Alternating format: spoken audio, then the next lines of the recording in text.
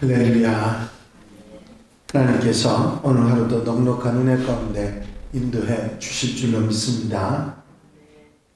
다 같이 사도신경으로 신앙 고백 같이 하심으로 새벽 예배 하나님 앞에 함께 드리십니다.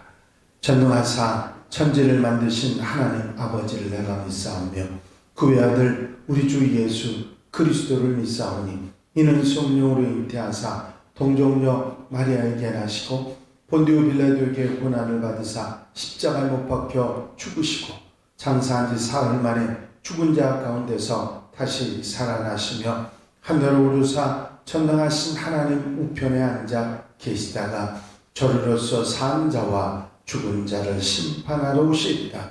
성령을 믿사오며 거룩한 공예와 성도가 서로 교통하는 것과 죄를 사하여 주신 것과 몸이 다시 사는 것과 영원히 사는 것을 믿사옵나이다.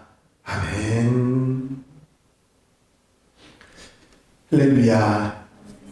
믿음의 고백을 함께 하시기 바랍니다. 주의 말씀은 내 발의 등이요 내 길의 빛이니이다. 아멘. 오늘 함께 보실 하나님의 말씀은 사사기 19장 16절로부터 30절 마지막 절까지입니다. 사사기 19장 16절부터 30절 말씀까지입니다. 한 절씩 교독하십니다. 저녁 때에 한 노인이 밭에서 일하다가 돌아오니 그 사람은 본래 에브라임 산지 사람으로서 기브아에 거류하는 자요 그곳 사람들은 베냐민 자손이더라.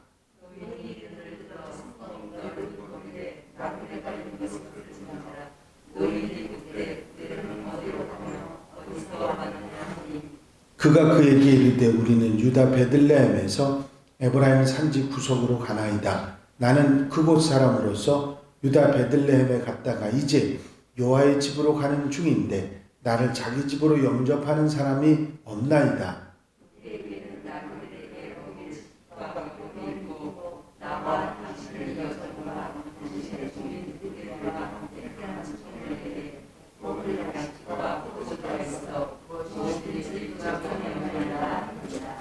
그 노인이 이르되 그대는 안심하라. 그대의 쓸 것은 모두 내가 담당할 것이니 거리에서는 유숙하지 말라 하고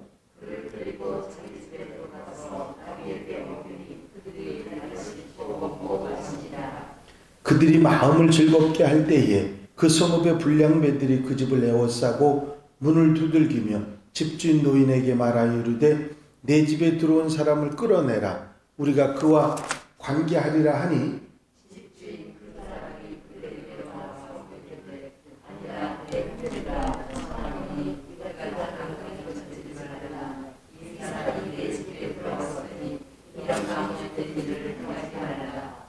보라 여기 내 처녀딸과 이 사람의 첩이 있은즉 내가 그들을 끌어내리니 너희가 그들을 욕보이든지 너희 눈에 좋은 대로 행하되 오직 이 사람에게는 이런 망령된 일을 행하지 말라 하나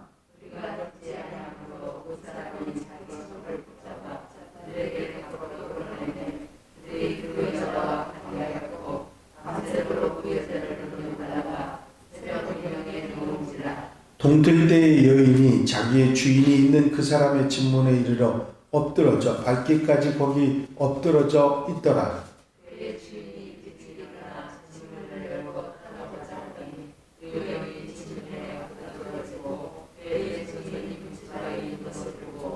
그에게 이르되 일어나라 우리가 떠나가자 하나 아무 대답이 없는지라. 이에 그의 시체를 나귀에 싣고 행하여 자기 곳으로 돌아가서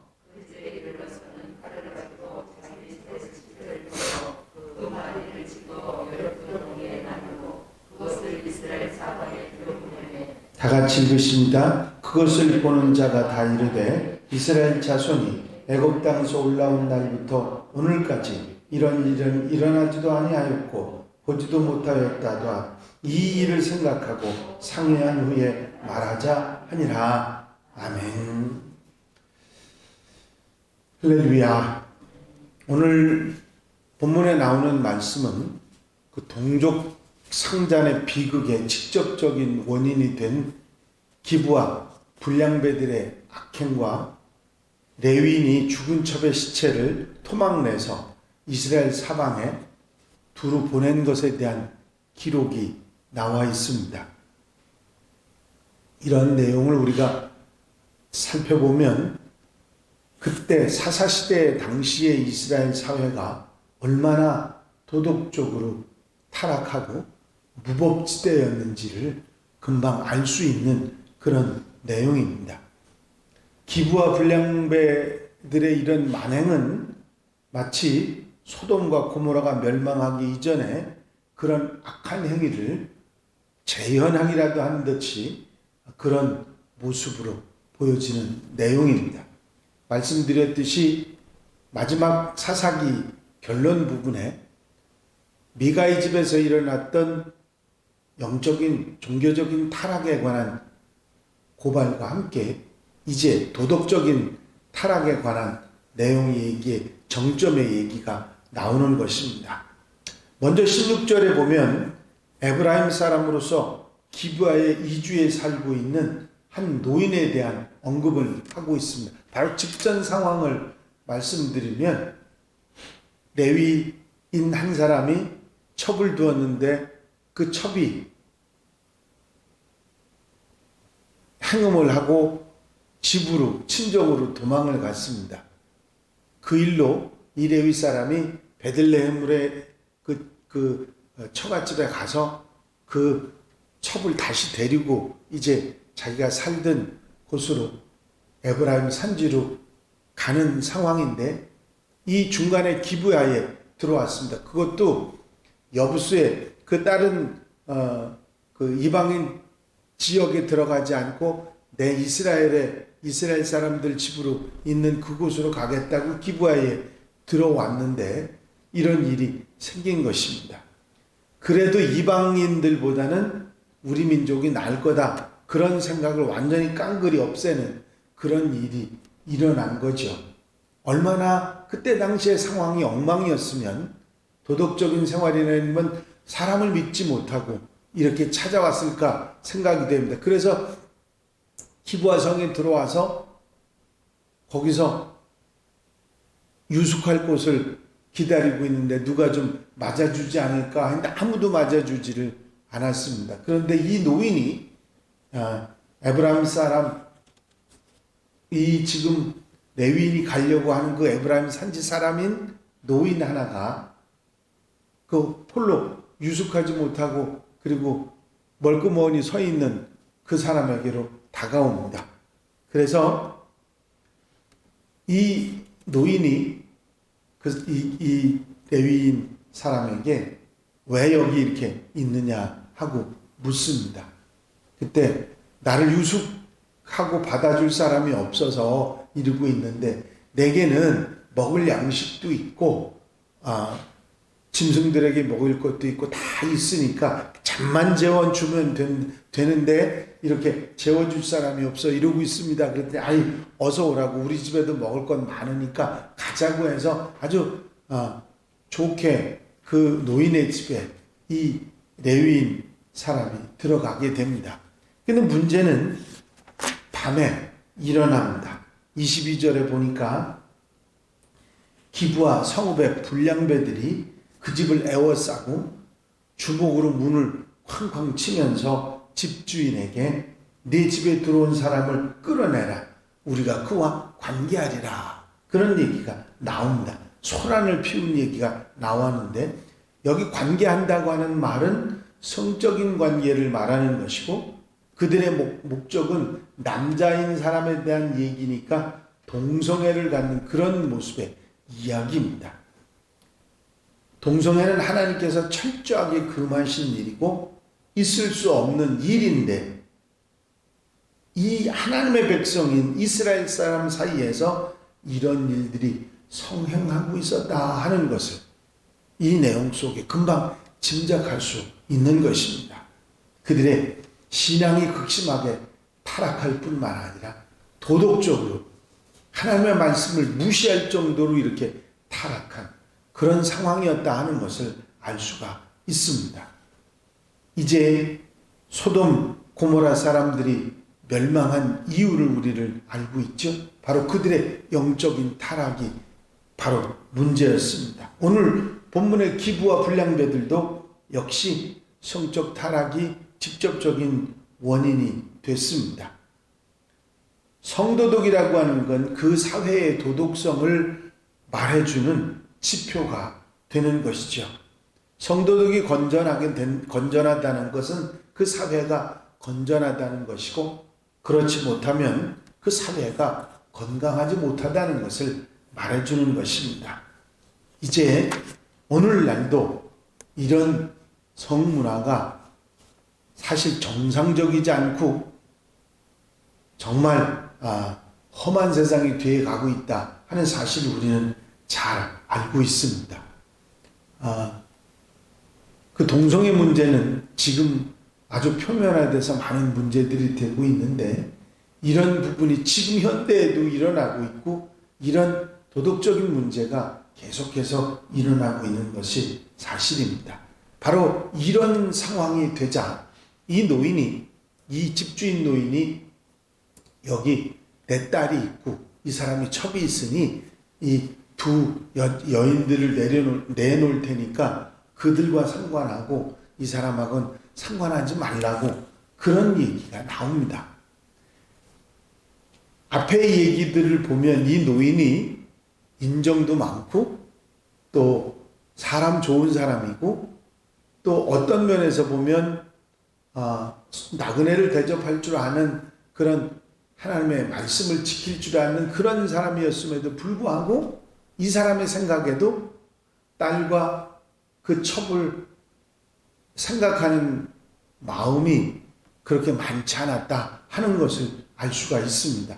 도덕적으로나 종교적으로나 그 사람은 괜찮은 사람인데도 그때 상황에 이렇게 자기 딸과 다른 사람이 첩을 내줄 정도의 생각을 가지고 있다고 하면 이 사람도 사실은 많이 물들어 있었고, 그때 사회가 얼마나 영적으로 도덕적으로 사람들이 잘못되어 있었는가 하는 것을 알 수 있는 것이죠. 그런데 결국은 딸은 내주지 않았고 그 첩을 내주었는데, 이 첩이 밤새 시달리다가 죽고 말았습니다. 이 집 앞에 와서 죽고 말았습니다. 이 첩의 시체를 이 레위 사람이 싣고 돌아가서 그 시체를 토막을 내서 12토막을 내서 이스라엘 12지파에 모두 보냅니다. 이런 일이 있었다 하는 내용의 이야기와 함께 보냈겠죠. 자기 아내를 이렇게 내준 그 모습이나 또 이렇게 토막을 내서 동족 상잔에 이런 비극을 만들어낸 이런 일이나 레위 사람으로서는 도저히 해서는 안 되는 그런 모습을 우리에게 보여주고 있습니다. 얼마나 타락하고 얼마나 영적으로나 도덕적으로나 정말 걷잡을 수 없는 그런 상황이 이런 사사시대였다 하는 사실을 우리에게 말해주고, 결국은 이것이 계속해서 다른 민족에게 압제를 당하고 고통을 당하고 힘들게 만들어진 원인들이 됐다고 하는 사실을 우리에게 알려주고 있는 그런 얘기입니다. 이런 타락한 모습이 그때 사사기 시대 당시의 모습이었고, 이런 영적으로 도덕적으로 타락했기 때문에 하나님께서 그들을 하나님의 백성들로 바로 살피시지 않으셨다고 하는 사실을 우리가 깨달을 수가 있습니다.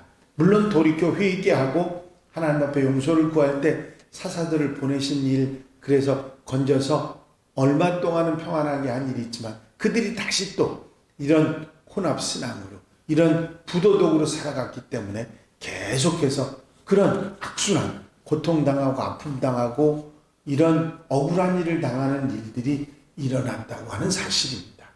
이 이야기는 사사기 2000년 몇천 년 전에 이런 일이 계속 있었다. 아이고 이스라엘 사람들이 왜 그렇게 살았을까? 그리고 끝날 얘기가 아닙니다. 지금 우리가 사는 이 시대에도 일어나는 일이고 있어서는 안 되는 그런 일들을 우리에게 보여주고 있는 시대입니다. 아직은 법이 살아있는 그런 사회가 되고 있죠. 우리나라는 법이 아직 그래도 법을 지키려고 하는 사람들이 많고 준법 정신이 있고 법대로 억울한 일을 당하거나 또 법을 지키지 않는 사람에 대한 징벌이나 이런 게 살아 있습니다. 그런데 그렇지 못한 세계의 나라들이 있다고 하는 사실을 우리가 알고 법 제대로 집행되지 못하고 억울한 사람들이 많이 생기는 그런 사회들도 그런 나라들도 그런 사람들도 얼마든지 있는 그런 세상인 것입니다. 이제 하나님의 법이 지켜지고 하나님의 말씀대로 살아가는 사람들이 늘어나고 복음이 증거되는 것이 얼마나 사람이 바로 사는데 중요한 것인가 하는 것을 알 수가 있는 것입니다. 이제 하나님의 백성들이 하나님 말씀을 따라서 그 말씀을 지키고 사는 것이 얼마나 소중하고 그것이 귀한 것인가. 사회를 밝게 만드는 우리가 빛된 역할을 감당하는 바로 그 일이라고 하는 사실을 우리는 깨닫게 되는 것이죠.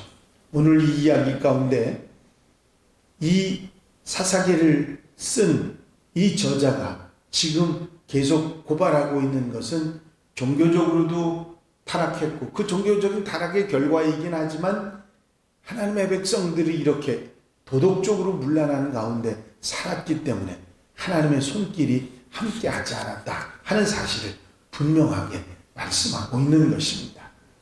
우리가 이 교훈을 받아서 우리 마음속에 우리의 삶 속에서 영적으로나 도덕적으로나 바로 하나님의 말씀을 따라 살아가는 그런 하나님의 사람들, 하나님의 백성들이 되어야 될 줄로 믿습니다. 기도를 드리십니다. 사랑과 은혜가 영원히 많으신 아버지 하나님, 이제 기브야에서 일어났던 이 어처구니 없는 사건으로 인해서 동족 상쟁에 엄청난 비극이 일어나는 것을 우리가 생각하게 되고 이것이 영적으로 바로되지 못하고 도덕적으로 바로되지 못한 그런 삶의 모습 가운데 하나님의 백성들이 그렇게 살아가지 못했으므로 일어난 일들임을 우리가 다시 한번 깨닫고 우리가 어떻게 살아야 하는지를 교훈해 주신 것을 감사를 드립니다. 아버지, 우리의 삶 속에서 오늘 한 달의 모든 삶 가운데서도 하나님의 말씀을 삶의 기준으로 삼고 좌로나 우로나 치우치지 아니하고 말씀을 따라 사는 아름다운 생활이 있게 하시며 하나님의 백성으로 하나님의 은혜 속에 사는 복된 한 날 우리의 삶이 되도록 축복해 주시옵소서. 사랑하는 성도들 가정 심령마다 은혜에 더하시고 복에 복을 더하시며 말씀을 기준으로 삼고 삶을 아버지 올바르게 하는 복된 날 되게 하옵소서. 허락하시고 함께하시고 도와 주실 줄로 믿사옵고 예수 그리스도의 이름으로 기도하옵나이다. 아멘. 주님 가르친 기도 함께 드리십니다. 하늘에 계신 우리 아버지시여, 이름이 거룩히 여김을 받으시오며 나라의 마옵시며 뜻이 하늘에서 이루어진 것 같이 땅에서도 이루어지이다. 오늘날 우리에게 일용할 양식을 주옵시고 우리가 우리에게 죄 지은 자를 사하여 준 것 같이 우리 죄를 사하여 주옵시고 우리를 시험에 들지 말게 하옵시며 다만 악에서 구하옵소서. 나라와 권세와 영광이 아버지께 영원히 싸움나이다. 아멘. 이 시간 기도하실 때에 교회 부흥과 발전을 위해서 공동기도 제목들을 위해서 중보기도할 분들, 질병에 힘들어하는 분들 치유를 위해서 또 아름다운 성도, 아름다운 교회가 되기 위해서 기도하시고 자유롭게 기도하시겠습니다.